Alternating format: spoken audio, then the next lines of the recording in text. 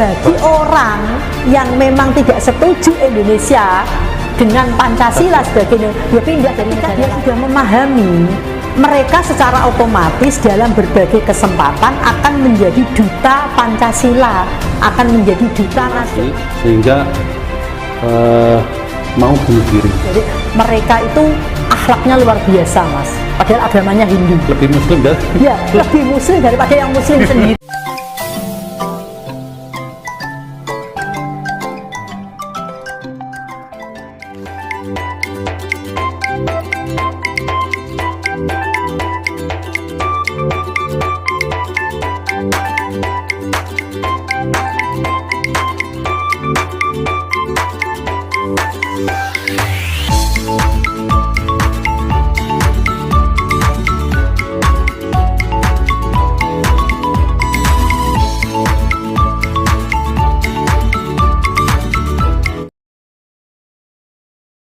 Assalamualaikum warahmatullahi wabarakatuh. Waalaikumsalam. Jumpa lagi di podcast khas Hadratus Sada Sholihul Huda.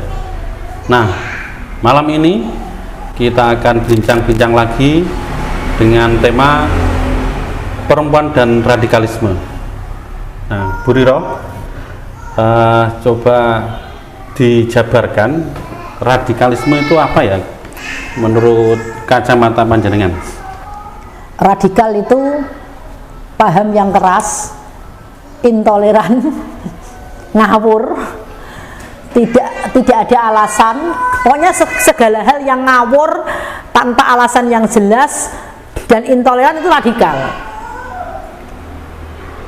Jadi menurut Bu Riro ini adalah radikalisme itu sebuah apapun bentuknya, ya, apapun bentuknya ya. itu. Asalkan dia ngawur tanpa alasan yang jelas dan mengabaikan toleransi, itu radikal. Nah, pemikiran atau itu sudah sampai kepada sebuah bentuk itu kan baru, dan dalam tanda kutip itu pemikiran kita radikal gitu. Apakah sudah sampai ke bentuk perbuatan? Karena yang dibahas itu radikalisme, itu kan sudah menjadi sebuah keyakinan bahwa pemahaman tentang radikal itu menjadi mendarah daging gitu loh, Mas. Kalau sekedar misalnya kita paham tentang isu radikalisme tidak apa-apa, tetapi kalau sudah menjadi ismenya, keyakinannya, nah itu harus dilawan, tidak boleh. Ini sejak kapan muncul seperti ini? Sebetulnya radikalisme sejak dulu itu selalu ada, cuman di era kepemimpinan pemimpin kita itu ada yang mengakomodir dalam versi yang beda-beda, ada yang memang memerangi secara nyata radikalisme itu. Tetapi kalau di Indonesia sendiri, Mas Sholihul Huda, itu nggak lepas dari perseteruan politik kok. Perseteruan politik ya? Iya, iya. Alasan yang tepat menurut Bu Riro itu adalah perseteruan politik memanfaatkan isu radikalisme. Begitu ya. Jadi tidak ada tendensi agama, tidak ada. Saya rasa justru orang yang punya pemahaman radikal, meskipun dia mengatasnamakan agama, dia tidak memahami ajaran agama secara kafah.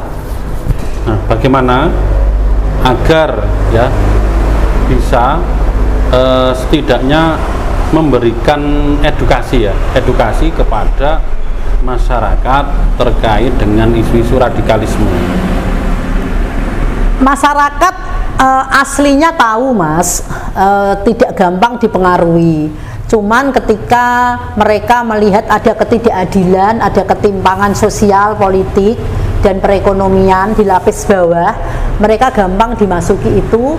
Pertimbangannya ya pertimbangan pragmatis. Saya ikut ini aja yang kira-kira cepat dapat duit, kan begitu. Pertimbangannya pertimbangan pragmatis, meskipun dia tahu bahwa radikalisme ini sesuatu yang bertentangan dengan agama dan bertentangan dengan ideologi bangsa. Tetapi karena mereka hanya kajiannya pragmatis, ya dia ikut. Nah, ini mestinya kan pemerintah daerah, pemerintah desa menolak paham-paham radikalisme itu dengan cara mensejahterakan masyarakatnya. Ya, mengapa tadi ya obrolan kita ya sahabat Putri Cempa, bahwa ada kaitannya dengan perempuan. Ya. Nah, itu posisi perempuan dalam hal ini kira-kira apakah bisa, artinya bisa ada benang merahnya? Ya pasti perempuan punya tanggung jawab penuh untuk menolak radikalisme dengan cara membekali putra-putrinya, keluarganya, suaminya untuk paham tentang ajaran agama yang sesungguhnya. Apapun agama yang kita anut, apapun agama yang kita peluk, kalau kita memahami secara mendalam, pasti tidak ada namanya intoleransi, Mas. Agama apapun pasti mengedepankan toleransi, kasih sayang, dan kerukunan. Ajaran-ajaran kedamaian, iya, mengajarkan. Karena agama itu kan mengusungnya sayang. Itu ya. Nah, ini figur perempuan. Ini menurut Bu Riro ini perlu ya? Sangat perlu. Justru perempuan yang punya pengaruh besar terhadap keluarga untuk menuntun anggota keluarganya kembali kepada jati dirinya sebagai bangsa Indonesia.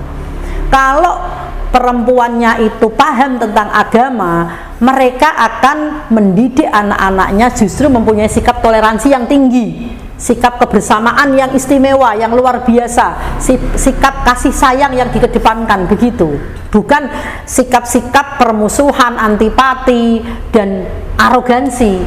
Ya, itu untuk mengedukasi di lingkungan keluarga. Jika ini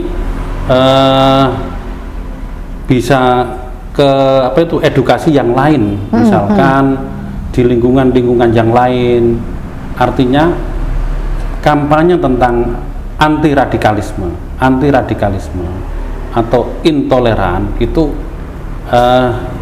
bisa melalui apa saja. Nah, ini bagaimana untuk potret bangsa Indonesia yang saat ini itu masih ada beberapa kelompok yang masih marak, artinya masih bersemi begitu, yang memang anti Pancasila, anti ideologi bangsa. Karena kita bahas tentang perempuan dan radikalisme, kita kembali kepada sosok perempuan memahami tentang jati diri bangsa Indonesia, bahwa kita sudah sepakat Pancasila menjadi ideologi kita, kan begitu. Kalau kita Muslim, kita sudah yakin bahwa Islam adalah agama yang paling benar. Kemudian, karena kita bicaranya Muslim ya, Mas, menjadi Muslim yang sejati itu bagaimana? Perempuan harus belajar. Menjadi orang yang nasionalis itu seperti apa? Perempuan harus belajar. Ketika dia sudah memahami, mereka secara otomatis dalam berbagai kesempatan akan menjadi duta Pancasila, akan menjadi duta nasionalis, akan menjadi duta Islam, bukan duta radikalisme, kan begitu, Mas. Sehingga perannya diperankan di mana saja, di semua sektor, di semua sektor. Ketika perempuan itu berperan tidak hanya di domestiknya, tetapi aktivitas sosialnya, aktivitas yang lain lah, itu mereka punya peran untuk menangkal isu-isu radikalisme justru dari perempuan. Karena mohon maaf, laki-laki yang sudah terdoktrin tentang radikalisme itu akan tersentuh ketika dilus-lus sama istrinya. Misalnya, sayang papa, kita harus yakin ya bahwa Islam itu agama yang penuh kasih sayang, jangan seperti itu, kamu berdosa, kamu seperti ini, misalnya seperti itu. Perempuan menjelaskan dengan kasih sayang, itu suami akan takluk dan mengerti kok. Ada seorang perempuan itu terdoktrinasi sehingga mau bunuh diri. Itu satu perempuan yang pada waktu mungkin tahun berapa itu saya lupa, tapi memang ada satu figur perempuan yang berani mengorbankan jiwanya. Nah, itu bagaimana sosok perempuan yang seperti itu? Ya karena picik kan, Mas. Karena pikirannya picik. Dia memahami tentang pengabdian kepada dirinya, kepada Tuhannya itu dengan cara-cara yang picik. Makanya mohon maaf ini teman-teman, kalau kebetulan belum punya kesempatan untuk mondok, silahkan ke pesantren, silahkan ngaji kepada guru-guru yang sejatinya memang guru, kan begitu, yang paham tentang agama secara umum, secara utuh, kan begitu Mas Solihul Huda. Jangan kemudian kita ngaji kepada guru-guru yang sebetulnya dia pun seharusnya masih harus ngaji, kan gitu.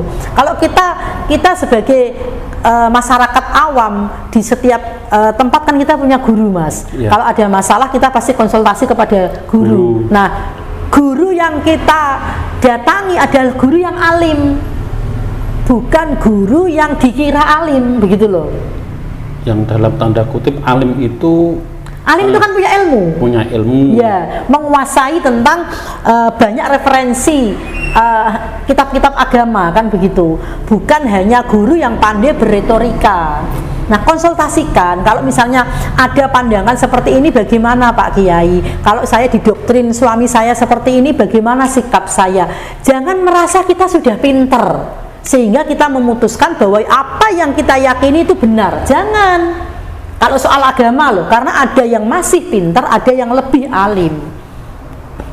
Secara tidak langsung perempuan menurut Bu Riro itu punya peranan penting, sangat penting, dan sangat penting. Bisa artinya begini, karena juga ada paham-paham yang artinya lewat bukan secara serta-merta doktrinnya secara langsung, tetapi saat ini itu kalau membaca media itu ada konten-konten yang radikal. Nah, ini bagaimana anak-anak kita, terutama anak-anak kecil itu kalau membaca atau melihat, menonton YouTube, menonton televisi, menonton media apa saja, membaca, itu ada satu konten yang saya kira itu ke arah yang begitu. Tapi gini Mas, mohon maaf, jangan semua hal yang kadang-kadang tidak sesuai dengan persepsi kita dikatakan radikal. Karena kita tahu ya, kalau di NU sendiri kan ada Al-Quran, hadis, ijma' qiyas, kan begitu. Artinya kita memberi kesempatan orang untuk meyakini tentang pemahaman agamanya, sepanjang dia tidak mengajak kepada radikalisme, sepanjang dia tidak mempengaruhi dan bertindak arogan kepada orang yang tidak mengikuti pahamnya, itu saya rasa masih bisa ditoleransi. Yang tidak bisa kita toleransi, yang tidak bisa kita berikan ruang gerak dan harus kita perangi adalah pihak-pihak yang ingin mengganggu, menggugat ideologi bangsa, memecah belah persatuan, kan begitu Mas. Itu yang harus kita perangi. Tapi kalau sekedar konten kemudian dia menyampaikan tentang ajaran agama Islam yang sesungguhnya, ya kita apresiasi. Bukan, ada beberapa fakta yang orang-orang dalam tanda kutip itu ingin menegakkan negara khilafah, yang artinya tidak mengakui negara atau Pancasila ini sebagai ideologi gitu. Jadi mereka mengangkat sebuah isu-isu yang sekiranya itu menjadi sebuah konten, tetapi karena menggunakan media, dia menggunakan media. Nah, ini kalau pemerintah punya sikap yang tegas seperti itu kan harus dikasih sanksi dong, aturan harus ditegakkan. Kan ada itu undang-undang yang menyatakan siapapun orangnya yang mengganggu ideologi bangsa, persatuan dan kesatuan bangsa, kan ada Menteri Pertahanan Keamanan kok, ada pasukan, ada aparat, ada TNI, ada Polri, kan begitu Mas. Kalau memang itu nyata dan itu mengganggu kerukunan antar umat beragama, ya harus ditindak tegas.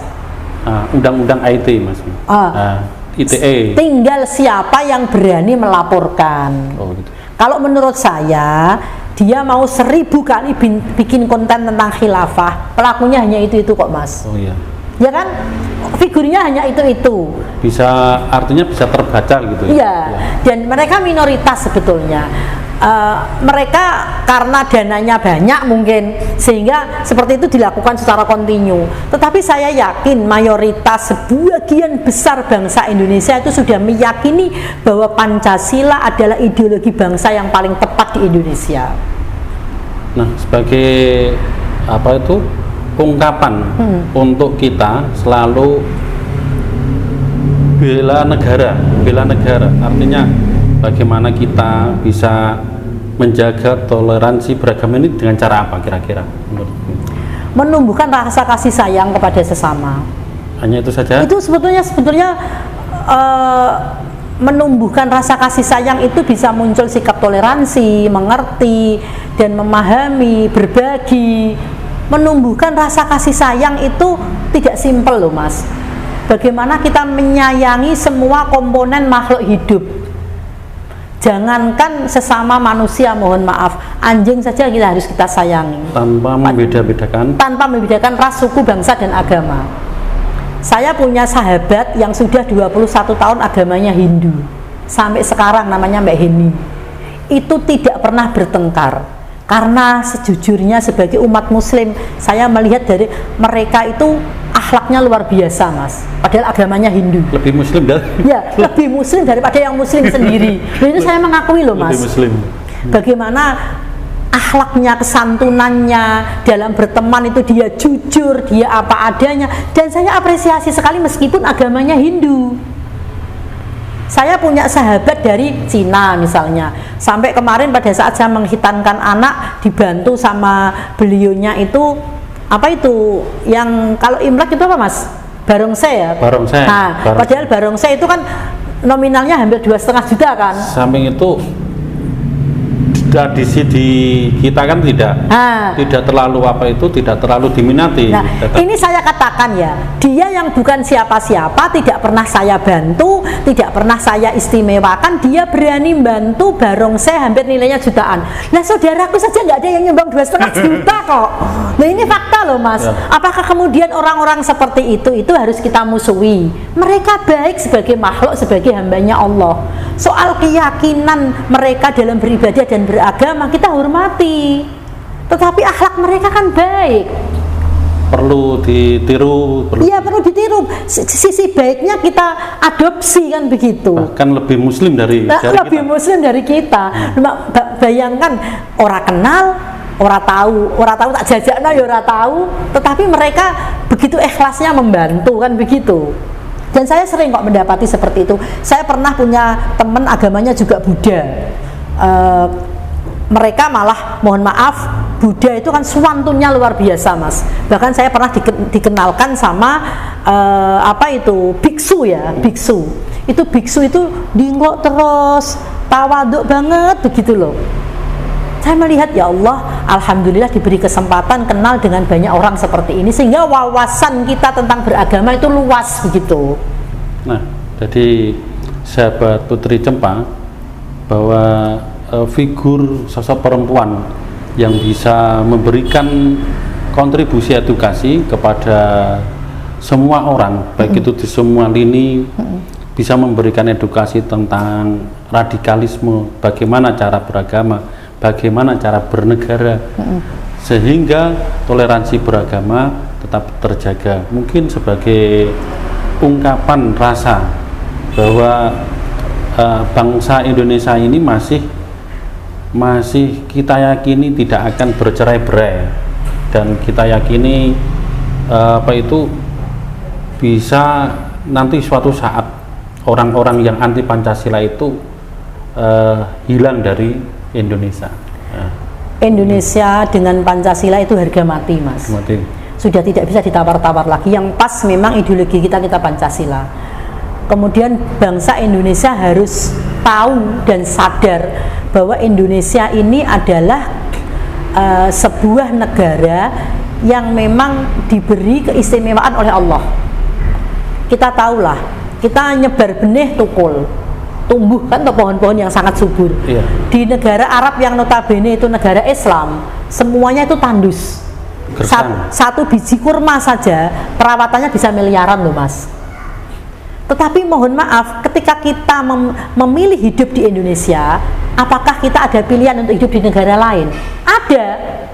Bagi orang yang memang tidak setuju Indonesia dengan Pancasila sebagai pindah dari negara lain, kan boleh memilih. Boleh memilih. Ngapain dengan merusak negaranya sendiri? Silahkan kalau dia kepengen khilafah, kepengen membuat negara-negara yang di luar Pancasila sebagai ideologi, pindah saja dari Indonesia. Kalau saya harus tegas begitu. karena itu merusak sendi-sendi agama Islam sendiri, karena rata-rata mereka beragama Islam. Kalau mereka yakin dengan kondisi Indonesia, dengan negara yang ideologi Pancasila, silahkan kita mengamalkan nilai-nilai Pancasila. Tapi kalau mereka tidak setuju, pindah. Kan ada pilihan. Cara bernegara yang baik. Cara bernegara yang baik yang menjalankan tugas, fungsi, dan haknya, kewajibannya secara baik. Maksudnya begini, misalnya, mohon maaf, misalnya mereka tidak puas dengan kinerja pemerintah. Mereka bisa menyampaikan aspirasinya sesuai dengan bidangnya. Mereka punya wakil rakyat, mereka punya apa itu wadah organisasi sosial kemasyarakatan. Sekarang ini Mas Solihul Huda, apa sih yang bisa memuaskan manusia? Apalagi ketika manusia dilingkupi dengan nafsu angkara murka. Kalau memang tidak cocok dengan sistem pemerintahan yang ada, baik di lingkup desa, kecamatan, kabupaten, provinsi, sampai negara misalnya, sampaikan dengan cara-cara yang sesuai dengan ideologi bangsa. Yakin kok di sini masih banyak orang-orang baik, masih banyak orang-orang yang berpikir tentang kerukunan dan kemajuan bangsa. Ojo merasa kita bisa menjadi Tuhan gitu loh Mas. Ya, seakan-akan menjadi apa itu, kita tuh yang paling benar. Nah itu jangan. Di semua kita nggak boleh nyebut negara ya. Negara yang kelihatannya agamis itu juga maksiat juga ada. Contohnya mana? Banyak. Saya pernah merasakan dunia malam di negara Islam. Di negara Islam banyak, di Timur Tengah, Mesir, Arab. Iya, dunia malam ya ada. Ada di situ ya. Mereka pakai baju jubah hitam-hitam gitu, tapi dalamnya celana jin dan pakaian ketat. Ketika masuk ke dalam klub itu dibuka, mereka ya dunia malamnya berjalan. Dan negara memberikan ruang itu. Baik, ada orang umurnya 70 tahun, 20 tahun dia bermaksiat, 25 tahun kemudian dia bertobat, 30 tahun menjelang mati dia menjadi orang yang sufi. Ada loh Mas. Nah, tentang ideologi bangsa dan negara yang kita bahas ini, marilah perempuan menjaga dari mulai keluarga dulu. Jangan biarkan anak-anak kita terpengaruh dengan faham-faham yang tidak benar, apalagi sampai masuk kepada kelompok-kelompok yang radikal. Tegas, sebagai orang tua kita punya kewenangan penuh untuk negasi anak. Sebagai istri kita punya kewenangan penuh yang negasi suami. Perempuan punya hak itu. Dan untuk meningkatkan SDM kita sebagai perempuan, kita memang harus ngaji. Kuncinya berarti ini perempuan berarti. Iya, kuncinya. Kita harus mau ngaji tentang Islam secara kafah. Islam itu bagaimana, perjalanan Islam seperti apa, sejarah-sejarah tokoh-tokoh Islam seperti apa, kan begitu. Kita belajar tentang itu, dan itu perempuan punya banyak kesempatan. Sekarang ini kan banyak sekali majelis-majelis taklim perempuan. Mulailah digali tentang isu-isu untuk memerangi radikalisme. Jangan hanya ngaji itu tentang haram halal, kemudian ngerasani kono ngerasani kene najis tentang apa, kan jangan begitu. Tetapi radikalisme sudah menjadi isu di tengah masyarakat, kita harus namengi. Di forum-forum jamiah perempuan loh Mas, itu harus sudah mulai, di arisan-arisan perempuan sudah mulai dimasuki tentang ini, antisipasi radikalisme. Oke, baik sahabat Putri Cempa, tentang perempuan, kalau memang tadi yang disampaikan itu adalah perempuan adalah merupakan sebuah kunci ya, dari sebuah keluarga, artinya bisa menjadi benteng, benteng radikalisme. Betul. Nah, demikian untuk sahabat-sahabat Putri Cempa ngobras bersama khas Hadratus Sa'adah Solihul Huda. Demikian, wassalamualaikum warahmatullahi wabarakatuh.